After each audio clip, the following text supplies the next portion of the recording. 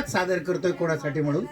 कवितेचं नाव आहे कारल्याची खीर आणि कांद्याची पुरणपोळी. आता बऱ्याच जणी असं काही माझ्याकडे बघतायत की हा कोणता नवीन पदार्थ आहे, आपल्याला काही नवीन रेसिपी मिळते का? पण ही तशी रेसिपी नाही, ही साहित्यिक अंगाने जाणारी आहे.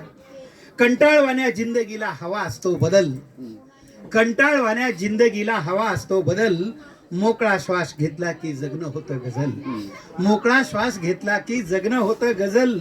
संसारात येत असतो कटकटींचा पूर, संसारात येत असतो कटकटींचा पूर, फ्रेश होण्यासाठी वेड्या काढावी लागते टूर, फ्रेश होण्यासाठी वेड्या काढावी लागते टूर. तोच फ्लॅट तीच माणसं नुसता डोक्याला ताप, तोच फ्लॅट तीच माणसं नुसता डोक्याला ताप, सकाळी संध्याकाळी पोळ्या भाकरी थाप, सकाळी संध्याकाळी पोळ्या भाकरी थाप. आपल्याच हातच्या भाज्या खाऊन तिलाही येतो कंटाळा. बरोबर, आपल्याच हातच्या भाज्या खाऊन तिलाही येतो कंटाळा. बाहेर फिरायला गेल्यावर घरात होत नाही घोटाळा. बाहेर फिरायला गेल्यावर बाहेर आज कसे चेहरे टवटवीत दिसते, कारण दुपारचा स्वयंपाक केला संध्याकाळचा नाहीच नाही, घरी काही नाही. आपल्याच हातच्या भाज्या खाऊन तिलाही येतो कंटाळा. बाहेर फिरायला गेल्यावर घरात होत नाही घोटाळा.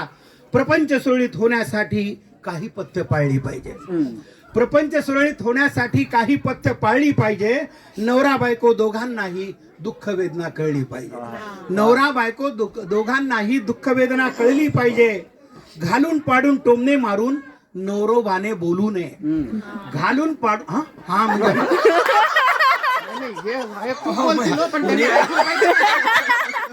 म्हणजे नेहानी इतका मोठा हाता सुस्कारा फोडला, नितीनने त्या सुस्काराची दखल घ्यावी. घालून पाडून टोमणे मारून नवरोबाने बोलू नये. 12 महिने 18 काळ दुसऱ्याच्या तालावर डोलू नये, 12 महिने 18 काळ दुसऱ्याच्या तालावर डोलू नये. उगीच चरचर बोलू नको स्वयंपाकच तुला नको वाटतो, उगीच चरचर बोलू नको स्वयंपाकच तुला नको वाटतो. म्हणून बाहेर गेल्यावर मी जेवताना खूप बोट चाटतो, म्हणून बाहेर गेल्यावर मी जेवताना खूप बोट चाटतो. फालतू बडबड ऐकून ऐकून माझं डोकं पिकून गेलं, फालतू बडबड ऐकून ऐकून माझं डोकं पिकून गेलं. मला नावं ठेवण्याशिवाय या माणसानं काय केलं, मला नावं ठेवण्याशिवाय. डॉक्टर संध्या पंतोजी खळखळून हसतायत.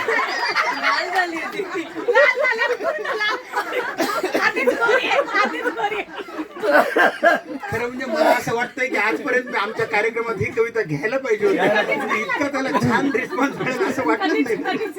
लग्न झाल्या फालतू बडबड ऐकून ऐकून काय झालं, उगीच चरचर बोलू नको स्वयंपाकच तुला नको वाटतो. म्हणून बाहेर गेल्यावरती जेवताना मी बोट चाटतो. फालतू बडबड ऐकून ऐकून माझं डोकं पिकून गेलं. मला नावं ठेवण्याशिवाय या माणसानं काय केलं. लग्न झाल्यापासून म्हणे जेवणात मजा आलीच नाही, लग्न झाल्यापासून म्हणे जेवणात मजा आलीच नाही. कोणती भाजी केली की म्हणते आई सारखी झालीच नाही.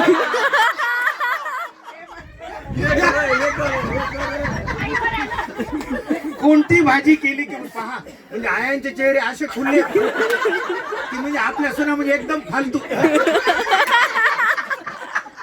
अरे नाही, ह्यांच्याकडे अजून वेगळा प्रकार आहे. मागच्या 15 वर्षापासून आम्ही ते महालक्ष्मीला जेवायला जातो ह्यांच्याकडे. कोणाची पोळी झाली की मी तर त्या ताईंना, माझं नशीब नव्हतं मी तर बघितलं नाही, म्हणजे तात्यापासून सगळ्यांचं ताई सारखी झालीच नाही, ताई सारखी झालीच नाही कोणाची पोळी. बरं जेवायला गेलाय जावई मी आणि आग्रह करते घे तात्या घे. म्हटलं चाललं काय यांची एकमेकाचं जागरण, पुन्हा तव्यावरची वाढ आम्हाला नाही चालत.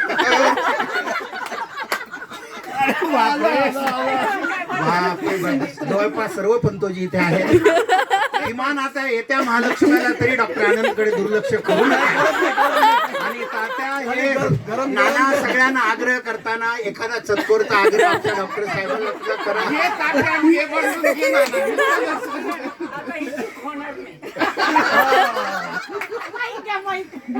त्यांच्या सासूबाई श्यामाताईंना आश्वासन दिलेलं आहे की आता ही चूक होणार नाही. याचाच अर्थ मागोमाग ह्या चुका झाल्या. खरं म्हणजे आजच्या हुरडा पार्टीचा इतका त्याचा छान आउटपुट मिळेल आणि मोठाली माणसं सुद्धा आपल्या इतक्या पण मोकळेपणाने ऍक्सेप्ट करतील बरोबर. असं वाटलं नव्हतं. ओके. लग्न झाल्यापासून म्हणे जेवणात मजा आलीच नाही, कोणती भाजी केली की म्हणतात आई सारखी झालीच नाही. एके दिवशी मला म्हणले, काय म्हणले, एके दिवशी मला म्हणले तुला आंब्याच्या कोळीचं वरण आणि टरबुजाच्या टरकलाची भाजी येते का? एके दिवशी मला म्हणले तुला आंब्याच्या कोळीचं वरण आणि टरबुजाच्या टरकलाची भाजी येते का? मी तर कपाळावरच हात हाणला. मी तर कपाळावरच हात हाणला. आमच्या माग बसलेल्या ज्या भगिनी आहेत त्या हुरडा खायला जरी तिकडे आल्या असतील तरी या अलीकडे आम्ही तसं काय येतोय का आवाज? हा ओके ओके, काही हरकत नाही. काय एके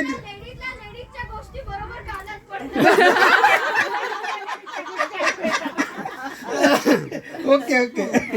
एके दिवशी मला म्हणले तुला आंब्याच्या कोळीचं वरण आणि टरबुजाच्या टरकलाची भाजी येते का? मी तर कपाळावरच हात हाणला.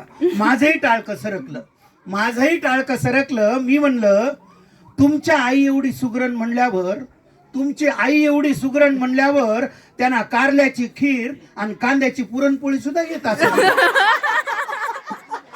तुमची आई एवढी सुगरण म्हणल्यावर त्यांना कारल्याची खीर आणि कांद्याची पुरणपोळी सुद्धा येत असेल. इंगळे पिंगळे डोळे करून माझ्याकडे बघू लागले. इंगळे पिंगळे डोळे करून माझ्याकडे बघू लागले. सांगा बरं भाऊजी तुम्हीच मी कुठं चुकीचं वागले? सांगा बरं भाऊजी तुम्हीच मी कुठं चुकीचं वागले? अहो या बानं कधीतरी माझं कौतुक केलं का? या बानं कधीतरी माझं कौतुक केलं का? कुलू म्हणाली जाऊ द्या हो माथेरानला तरी नेलं का? कुलू म्हणाली जाऊ द्या हो माथेरानला तरी नेलं का? सगळ्या नात्या गोत्यात एवढा चमत्कारिक माणूस नाही. हसा हसा तसं काही काय घरी गेल्यावर काय म्हणते सर्वच काही काय नाही करायची, जे होईल ते होईल.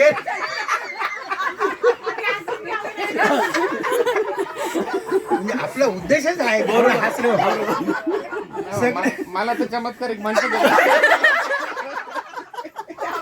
डॉक्टर साहेब हे तुमच्या एकट्याच नाही, हे सगळ्या नवऱ्यांचं आहे. त्याच्यामध्ये मी आलो, आशिष आला, किशोर आला, टोनका सगळ्यांचाच आहे.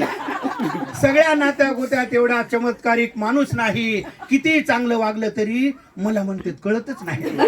किती चांगलं वागलं तरी मला म्हणते कळत नाही.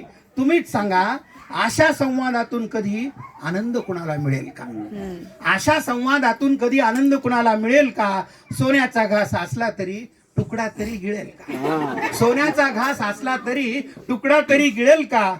सुट्टी लागून उपयोग नाही, बाहेर कुठंतरी गेलं पाहिजे. सुट्टी लागून उपयोग नाही, बाहेर कुठंतरी गेलं पाहिजे. भांडायला थोडंच डोकं लागतं, प्रेम करता आलं पाहिजे. भांडायला थोडं डोकं लागतं, प्रेम करता. धन्यवाद.